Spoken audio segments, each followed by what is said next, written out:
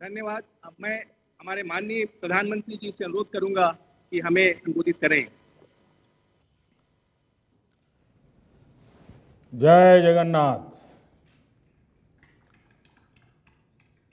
जय मां समलेश्वरी। ओडिशार भाई भौणी मानकु मोर जुहार। नुआ वर्ष समस्तक पाई मंगलमय हेऊ। ओडिशा के माननीय राज्यपाल प्रोफेसर गणेशीलाल जी, मुख्यमंत्री मेरे मित्र श्रीमान नवीन पटनायक जी, केंद्रीय कैबिनेट में मेरे सहयोगी डॉक्टर रमेश पोखरियाल निशंक जी, उड़ीसा के ही रतन भाई धर्मेंद्र प्रधान जी, प्रताप सारंगी जी, ओडिशा सरकार के मंत्री, सांसद और विधायकगण, आईआईएम संबलपुर की चेयरपर्सन श्रीमती अरुंधति भट्टाचार्य जी, डायरेक्टर प्रोफेसर महादेव जायसवाल जी,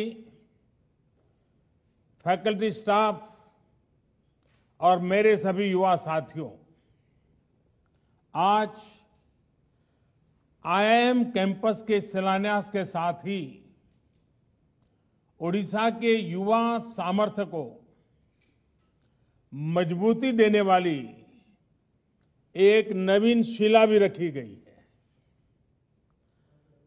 आईआईएम संबलपुर का परमानेंट कैंपस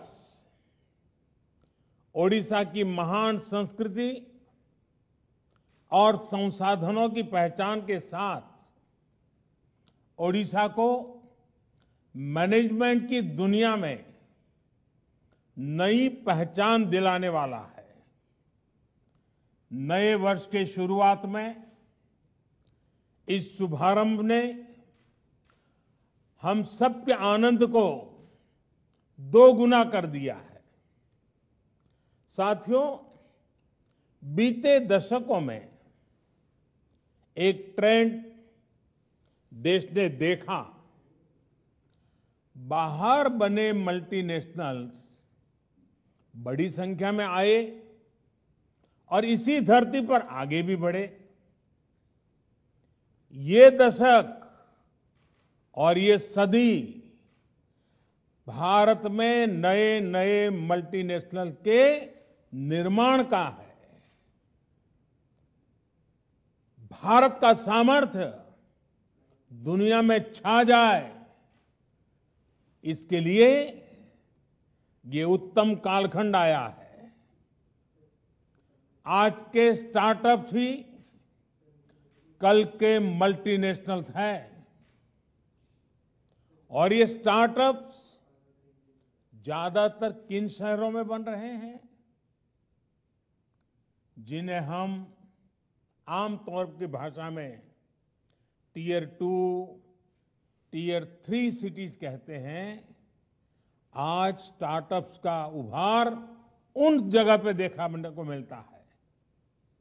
इन स्टार्टअप्स को भारतीय युवाओं की नई कंपनियों को और आगे बढ़ने के लिए उसके लिए बेहतरीन मैनेजर्स चाहिए। देश के नए क्षेत्रों में नए अनुभव लेकर निकल रहे मैनेजमेंट एक्सपर्ट्स भारत की कंपनियों को नई ऊंचाई देने में बड़ी भूमिका निभाएंगे। साथियों, मैं कहीं पढ़ रहा था कि इस साल कोविड संकट के बावजूद भारत ने पिछले सालों की तुलना में ज्यादा यूनिकॉर्न दिए हैं। आज खेती से लेकर स्पेस सेक्टर तक जो अभूतपूर्व रिफॉर्म्स किए जा रहे हैं, उनमें स्टार्टअप्स के लिए स्कोप लगातार बढ़ रहा है। आपको इन नई संभावनाओं के लिए खुद को तैयार करना है।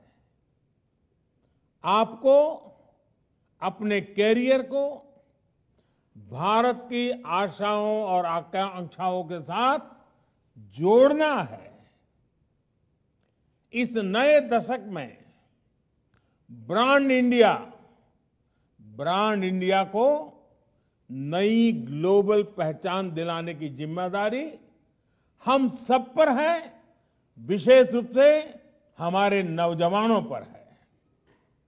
साथियों, आईआईएम संबलपुर का ध्येय मंत्र है नवसर्जनम सुचिता समावेशतत्वम, यानी इनोवेशन, इंटीग्रिटी और इंक्लूसिवनेस। आपको इस मंत्र की ताकत के साथ देश को अपनी मैनेजमेंट स्किल दिखानी है। आपको नए निर्माण को तो प्रोत्साहित करना ही है, सभी के समावेश पर भी जोर देना है। जो विकास की दौड़ में पीछे छूट गया है, उसे भी साथ लेना है। जिस जगह पर आईआईएम का परमानेंट कैंपस बन रहा है, वहां पहले से मेडिकल यूनिवर्सिटी है, इंजीनियरिंग यूनिवर्सिटी है, 3 और यूनिवर्सिटीज है, सैनिक स्कूल भी है, सीआरपीएफ और पुलिस के लिए ट्रेनिंग इंस्टीट्यूट भी है।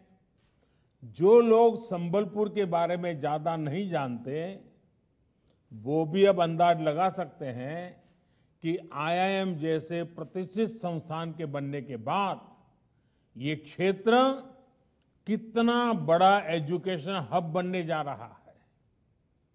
संबलपुर आईआईएम और इस क्षेत्र में पढ़ने वाले स्टूडेंट्स, प्रोफेशनल्स के लिए सबसे खास बात ये होगी कि ये पूरा इलाका ही एक तरह से आपके लिए एक प्रैक्टिकल लैब की तरह है। ये जगह प्राकृतिक रूप से इतनी भव्य है। ओडिशा का गौरव हीराकुंड बांध आपसे कोई ज्यादा दूर नहीं है। बांध के पास देवरीगढ़ सेंचुरी अपने आप में खास तो है ही, इसके बीच में वो पुण्य स्थान भी है जिसे वीर सुरेंद्र साईं जी ने अपना बेस बनाया था। इस एरिया के टूरिज्म पोटेंशियल को और बढ़ाने के लिए यहां के स्टूडेंट्स के आइडियाज और मैनेजरियल स्किल बहुत काम आ सकते हैं। ऐसे ही संबलपुरी टेक्सटाइल भी देश विदेश में मशहूर है। बांदा इक्कत फैब्रिक, उसका यूनिक पैटर्न डिजाइन और टेक्सचर बहुत ही खास है। इसी तरह इस क्षेत्र में हैंडीक्राफ्ट का इतना काम होता है। सिल्वर फिलिग्री, पत्थरों पर नक्काशी, लकड़ी का काम, ब्रास का काम, हमारे आदिवासी भाई बहन भी इसमें बहुत पारंगत है। आईआईएम के छात्र छात्राओं के लिए संबलपुर के लोकल को वोकल बनाना उनका एक अहम दायित्व है। साथियों, आप ये भी भलीभांति जानते हैं कि संबलपुर और उसके आसपास का इलाका अपनी मिनरल और माइनिंग स्ट्रेंथ के लिए भी जाना जाता है। हाई ग्रेड आयरन हो, बॉक्साइट, क्रोमाइट, मैंगनीज, कोल, लाइमस्टोन से लेकर गोल्ड, जेमस्टोन, डायमंड, यहां की प्राकृतिक संपदा को अनेक गुना बढ़ाते हैं। देश के इन नेचुरल एसेट्स को बेहतर मैनेजमेंट कैसे हो, कैसे ये पूरे क्षेत्र का विकास करें, लोगों का विकास करें, इसे लेकर भी आपको नए आइडियाज पर काम करना है। साथियों, ये मैंने आपको कुछ ही उदाहरण दिए हैं। उड़ीसा में वन संपदा, खनिज, रंगबती संगीत, आदिवासी आर्ट और क्राफ्ट, स्वभाव कवि गंगाधर मेहर की कविताएं क्या नहीं है उड़ीसा के पास। जब आप में से अनेक साथी संबलपुरी टेक्सटाइल या फिर कटक की फिलीग्री कारीगरी, उसको ग्लोबल पहचान दिलाने में अपने कौशल का इस्तेमाल करेंगे, यहां के टूरिज्म को बढ़ाने के लिए काम करेंगे, तो आत्मनिर्भर भारत अभियान के साथ ही ओडिशा के विकास को भी और गति मिलेगी और नई ऊंचाई मिलेगी। साथियों, लोकल को ग्लोबल बनाने के लिए आप सभी आईआईएम के युवा साथियों को नए और इनोवेटिव समाधान तलाशने हैं। मुझे विश्वास है हमारे आईआईएम्स आत्मनिर्भरता के देश के मिशन में स्थानीय उत्पादों और अंतर्राष्ट्रीय कोलैबोरेशन के बीच ब्रिज का काम कर सकते हैं। आप सभी का जो इतना विशाल और दुनिया के कोने में फैला अलुमनाई नेटवर्क है, वो भी इसमें बहुत मदद कर सकते हैं। साल 2014 तक हमारे यहां 13 आईआईएम थे, अब देश में 20 आईआईएम है। इतना बड़ा टैलेंट पूल आत्मनिर्भर भारत अभियान को बहुत विस्तार दे सकता है। साथियों, आज दुनिया में अपॉर्चुनिटीज भी नहीं है, तो मैनेजमेंट की दुनिया के सामने चैलेंजेस भी नए हैं। इन चैलेंजेस को भी आपको समझना होगा।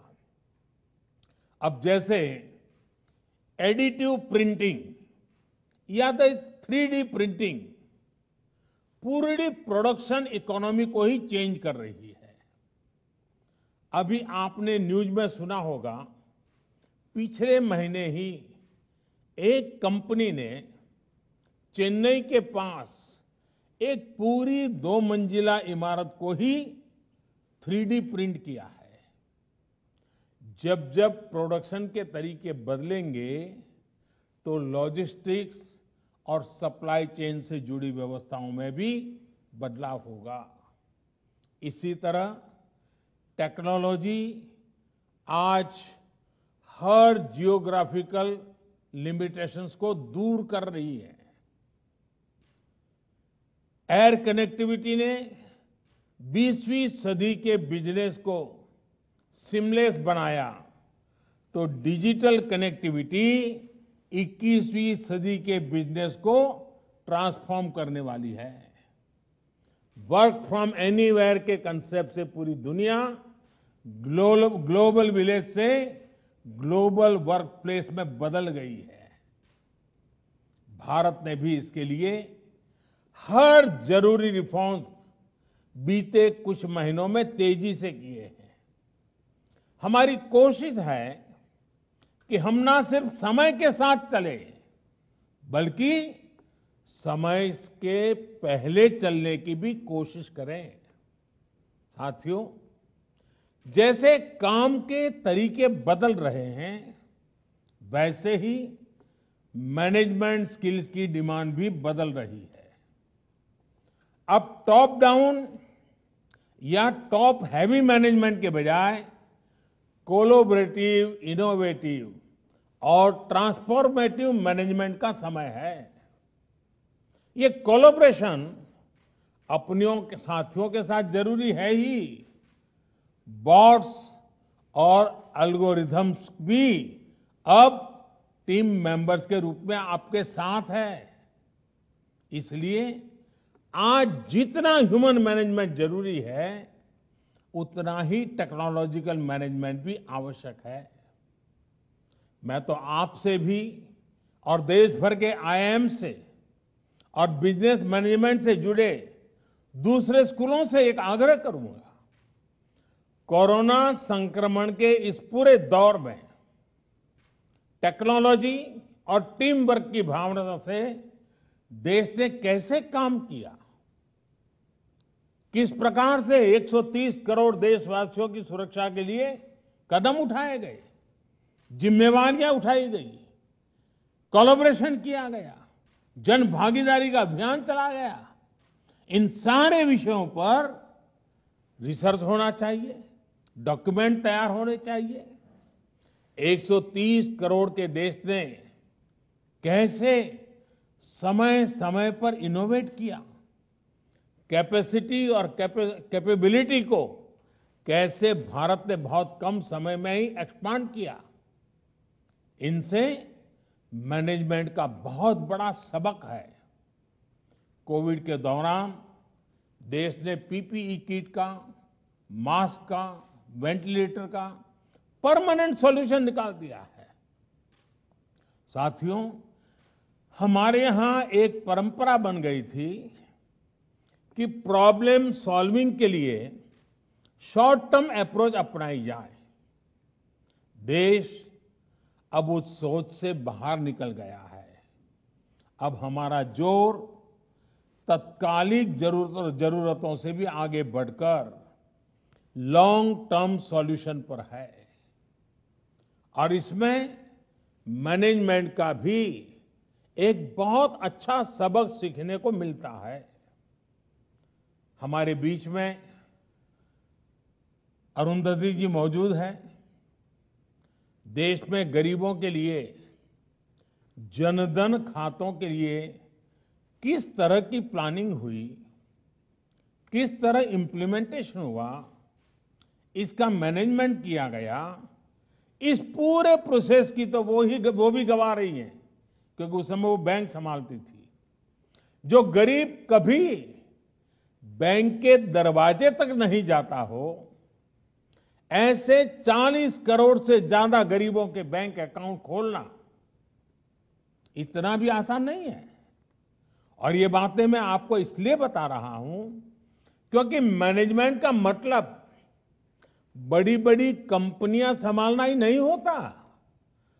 सच्चे अर्थ में तो भारत जैसे देश के लिए मैनेजमेंट का मतलब जिंदगियां संभालना भी होता है। मैं आपको एक और उदाहरण देता हूं, और ये इसलिए अहम है कि ओडिशा के ही संतान भाई धर्मेंद्र प्रधान जी की इसमें बड़ी भूमिका रही है। साथियों, हमारे देश में रसोई गैस आजादी के करीब करीब 10 साल बाद आ ही गई थी, लेकिन बाद के दशकों में रसोई गैस एक लग्जरी बन गई, रहीशी लोगों की प्रतिष्ठा बन गई। लोगों को एक गैस कनेक्शन के लिए इतने चक्कर लगाने पड़ते थे, इतने पापड़ बेलने पड़ते थे, और फिर भी उन्हें गैस नहीं मिलती थी। हालत ये थी कि साल 2014 तक, आज से 6 साल पहले 2014 तक देश में रसोई गैस की कवरेज सिर्फ 55% थी, 55% थी। जब अप्रोच में परमानेंट सॉल्यूशन का भाव न हो तो यही होता है। 60 साल में रसोई गैस की कवरेज सिर्फ 55%। अगर देश इसी रफ्तार से चलता तो सबको गैस पहुंचने में ये शताब्दी भी आधी और बीत जाती। 2014 में हमारी सरकार बनने के बाद हमने तय किया कि इसका परमानेंट सॉल्यूशन करना ही होगा। आप जानते हैं आज देश में गैस कवरेज कितनी है? 98% से भी ज्यादा, 98% से भी ज्यादा। और यहां मैनेजमेंट से जुड़े आप सभी लोग जानते हैं कि शुरुआत करके थोड़ा बहुत आगे बढ़ना आसान होता है, असली चैलेंज होता है कवरेज को 100% बनाने में। साथियों, फिर सवाल ये है कि हमने ये कैसे प्राप्त किया, कैसे अचीव किया? ये आप मैनेजमेंट के साथियों के लिए बहुत अच्छी केस स्टडी है। साथियों, हमने एक तरफ प्रॉब्लम को रखा, एक तरफ परमानेंट सॉल्यूशन को रखा। चुनौती थी नए डिस्ट्रीब्यूटर्स की। हमने 10,000 नए गैस डिस्ट्रीब्यूटर कमीशन किए। चुनौती थी बॉटलिंग प्लांट कैपेसिटी की। हमने देश भर में नए बॉटलिंग प्लांट लगाए, देश की क्षमता को बढ़ाया। चुनौती थी इंपोर्ट टर्मिनल कैपेसिटी की। हमने इसे भी सुधारा। चुनौती थी पाइपलाइन कैपेसिटी की। हमने इस पर भी हजारों करोड़ रुपए खर्च किए और आज भी कर रहे हैं। चुनौती थी गरीब लाभार्थियों के चयन की। हमने ये काम भी पूरी पारदर्शिता से किया, विशेष तौर पर उज्ज्वला योजना शुरू की। साथियों, परमानेंट सॉल्यूशन देने की इसी नीयत का नतीजा है कि आज देश में 28 करोड़ से ज्यादा गैस कनेक्शन है। 2014 से पहले देश में 14 करोड़ गैस कनेक्शन थे। सोचिए, 60 साल में 14 करोड़ गैस कनेक्शन। हमने पिछले 6 वर्षों में देश में 14 करोड़ से ज्यादा गैस कनेक्शन दिए हैं। अब लोगों को रसोई गैस के लिए भागना नहीं पड़ता, चक्कर नहीं लगाना पड़ता। यहां उड़ीसा में भी उज्ज्वला योजना की वजह से करीब करीब 50 लाख गरीब परिवारों को गैस कनेक्शन मिला है। इस पूरे अभियान के दौरान देश ने जो कैपेसिटी बिल्डिंग की, उसी का नतीजा है कि उड़ीसा के 19 जिलों में सिटी गैस डिस्ट्रीब्यूशन नेटवर्क तैयार हो रहा है। साथियों, ये उदाहरण मैंने आपको इसलिए भी समझाया क्योंकि जितना आप देश की जरूरतों से जुड़ेंगे, देश की चुनौतियों को समझेंगे, उतने ही अच्छे मैनेजर्स भी बन पाएंगे और उतने ही अच्छे उत्तम सॉल्यूशन भी दे पाएंगे। मैं समझता हूं हायर एजुकेशन से जुड़े संस्थानों के लिए जरूरी है कि वो सिर्फ अपनी एक्सपर्टाइज तक ही फोकस न रहें, बल्कि उनका दायरा व्यापक होना चाहिए। इसमें बड़ी भूमिका वहां पढ़ने आने वाले स्टूडेंट्स की होती है। नई नेशनल एजुकेशन पॉलिसी में broad based, multidisciplinary, holistic approach पर बल दिया गया है। प्रोफेशनल एजुकेशन के समाज के साथ जो साइलोस आ जाते थे, उनको दूर करने का प्रयास किया जा रहा है। हम राष्ट्र के विकास के लिए हर किसी को मेन स्ट्रीम में, मुख्य धारा में लाना चाहते हैं। ये भी तो इंक्लूसिव नेचर ही है। मुझे भरोसा है आप इस विजन को पूरा करेंगे। आपके प्रयास, IIM संबलपुर के प्रयास आत्मनिर्भर भारत के अभियान को सिद्ध करेंगे। इन्हीं शुभकामनाओं के साथ आपण मान को बहुत बहुत धन्यवाद।